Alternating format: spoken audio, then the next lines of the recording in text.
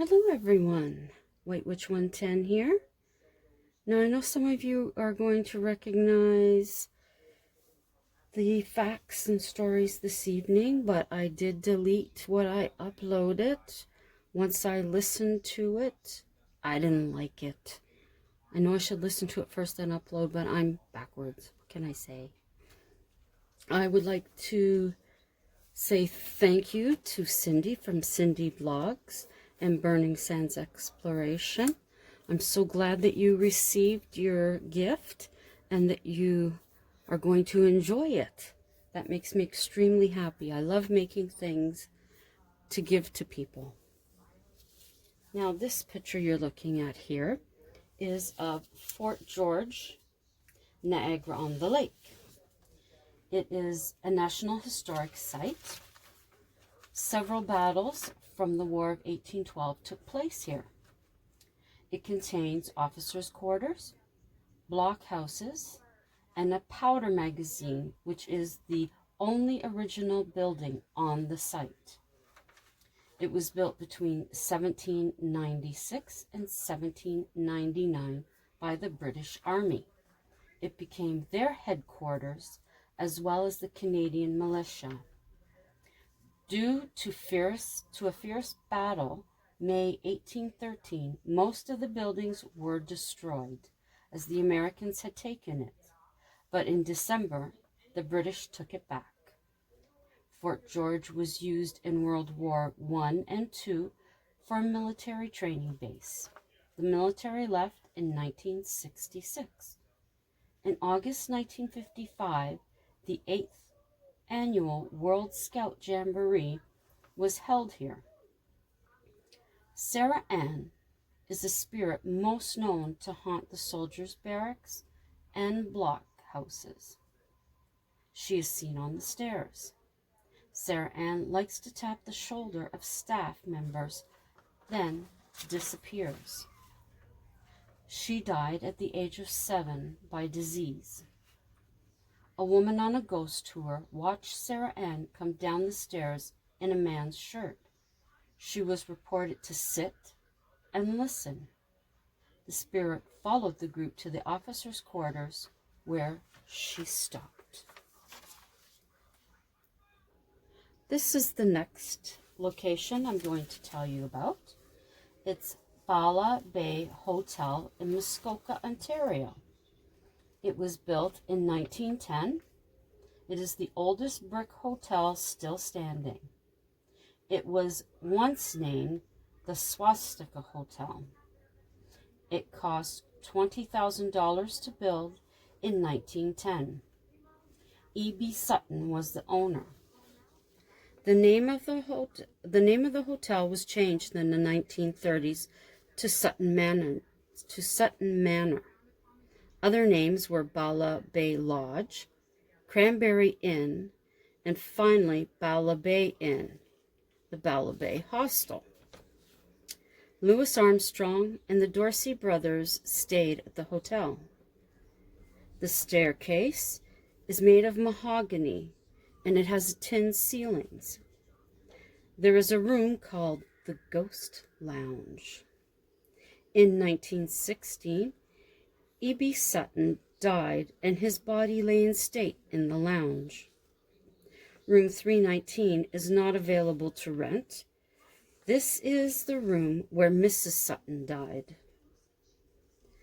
Tapping has been heard in room 319, and a television will turn itself off and on.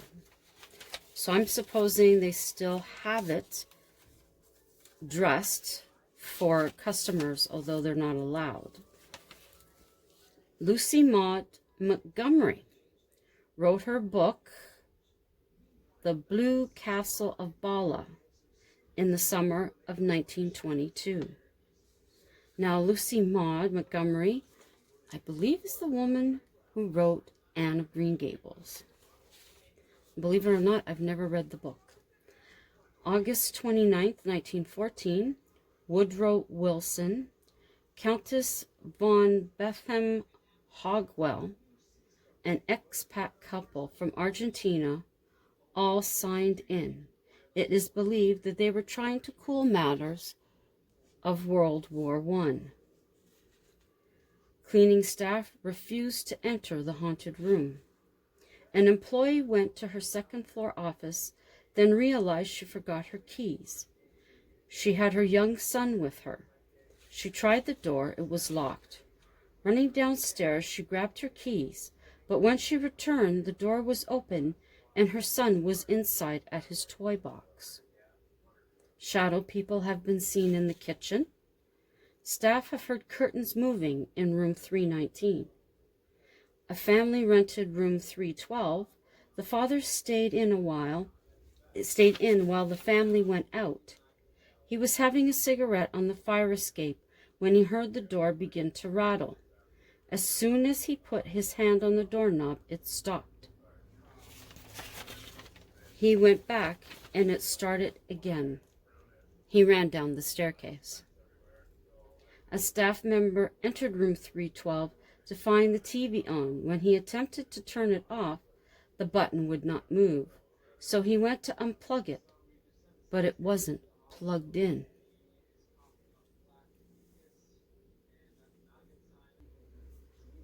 Now you may be wondering what this is. It's TTC, and that stands for Toronto Transit Commission. So if you're ever visiting Toronto, this is part of the transit that will be getting you around the city. Things have changed. They didn't have these streetcars when I was there. That was quite a while ago. It began operation in 1921. They are responsible for buses, subway, and streetcars. There are 149 plus bus routes. This is one of the old streetcars. I remember those. 4 subway lines, 10 streetcar routes, 75 stations, and 22 under construction. 1.69 million people ride the TTC weekly in 2019. They make 2.76 million trips on the TTC. There are 1,665 buses. That is 706 rapid, 165 streetcars, and 214 wheel trans. They own and operate all transit needs. I remember these ones. It is the 3rd largest transit system in North America.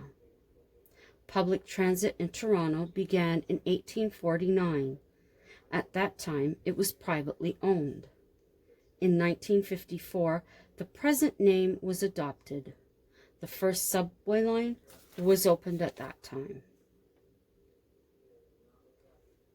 February 17th, 2008, the TTC reversed service reductions and made minor improvements.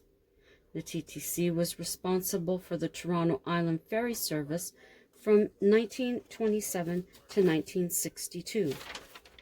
The service was transferred to Metro Parks and Culture. It also was responsible for Grey Coach bus line from 1927 to 1990. The first subway cars from Gloucester were known as Red Rockets because of the color. Advertisements used this phrase, "Ride the Red Rocket," and another slogan was "The Better Way." TTC paid taxes until 1967. In 1971, it began to get a subsidy due to the rising costs to bring transit to the suburbs. Through the 70s and 80s, deficits and subsidies climbed. In 1990s, seen ridership fall, which was attributed to the recession. In 1997, hi boo boo. Premier Mike Harris cut $42 million of provincial money for the Eglinton West subway line, cut $718 million in municipal support. This placed the TTC in a $95.8 million funding shortfall. February 18th, 1996, cutbacks to services were sufficient to cover. In 2007, Toronto City Council introduced new taxes to help pay for their service. It became the largest operating transit system without provincial state subsidies. TTC is one of the costliest systems per fare. 2011, fare revenues covered 70% of their budget. It has acquired hybrid electrical buses. University Line, which is U-shaped north and south, opened in 1954 and was extended in 2017. East-west lines were opened in 1966 and were extended in 1980. The Scarborough LRT, Light Rapid Transit, opened in 1985. The Shepherd Line opened in 2002. Before the 1960s, streetcars were used more than buses. Wheel-trans is used by physically disabled customers. Articular buses can hold 112 passengers, and your standard bus can carry 65. Articular buses are 60 feet long, and standard are 40. The subway lines are serviced by 678 cars, 6 days a week, 5:45 a.m. to 1:30 a.m. And on Sundays, it opens at 8. Overnight service is handled by buses and streetcars. TTC's streetcar system is one of few still using street-running tracks. Now, some of you may have seen the video that I did the other morning of the Hawk. Now, this is the Hawk, not on our belt, it's on the 8th floor. Hubby went and got his telephoto lens. But this bird loves, he goes between our building and the 2 buildings down from us. But just to have him like right above ours was maddening. So I'll tell you a little bit about this guy. Or no, I think the gentleman on the 10th floor was looking over. That's why he moved his head. Red-tailed hawk. Let's see.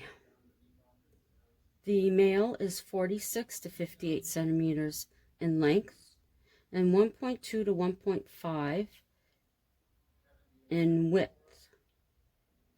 The female is 51 to 64 centimeters in length. They build nests in trees, in coffers, and sometimes on cliffs. It is made of sticks, which they add to each year. And very upsetting was the beautiful nest that was at Carleton University. They chopped that tree down. Yeah, the city's really got me ticked off at that stuff. But that's a whole other story. They lay 2 to 4 eggs, a brownish color, with white specks. And they have 1 brood. In between 28 to 35 days, the eggs will hatch. The male brings food to the female and their young. They scan for food while perched, as this guy, or flying. I mean, they get plenty of pigeons, but every time he shows up, they all leave. They will eat voles, mice, rabbits, chipmunks, birds, amphibians, reptiles. You will find them in roadside trees, fields, mixed forests, and moist wetlands. In the city, you may find them perched on top of buildings. And there he is. We have, like I said, we have squirrels, pigeons, and early in the morning, we have rabbits. But then we also have a fox, too. They are the most commonly seen hawk in North America. They are a year-round bird. During the spring, the hawks will lock talons in courtship. They will tumble until breaking off before hitting the ground. Television shows will use their piercing sound of his cry for eagles, and it is also used in commercials and movies as such. Its tail is not red until it becomes a breeding adult. In Ottawa, we have seen them at Carleton University and the Experimental Farm, as well as Mud Lake. In Toronto, they have been seen at Grenadier Pond in High Park. And they can live up to 21 years. And there he is pruning himself. Such a pretty bird. And that's our hawk. They sit there for it. I would compare them to a heron and how long they sit. It's unreal.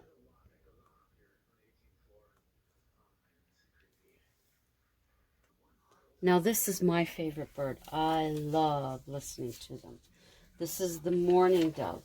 They're 28 to 33 centimeters in length. Sometimes they will nest on the ground, also in the fork of a tree or shrub. The female builds the nest from twigs brought by the male.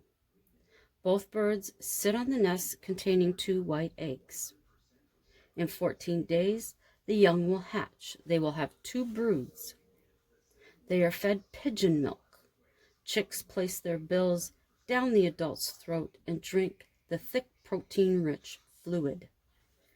Doves eat vegetation, waste grain, and birdseed. You will find them in woodlands, parks, and in your neighborhood. The coos of the dove are often mistook as an owl. Its wings clap above and below its body when in flight. 70 million are shot each year. 70 million. That blows my mind. They can live up to 19 years, as long as they're not one of the 70 million. That is, to me, astronomical. Absolutely crazy. And now to continue with the barn.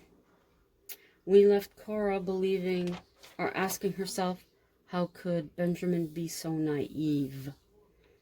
Stepping forward, Benjamin thought better and backed away. It is always smarter to know some history of the structure before you enter. The following day, Cora went against her own advice. She went within 30 feet of the barn on her own. There was a strange vibe emanating from it. Enough was enough, she left.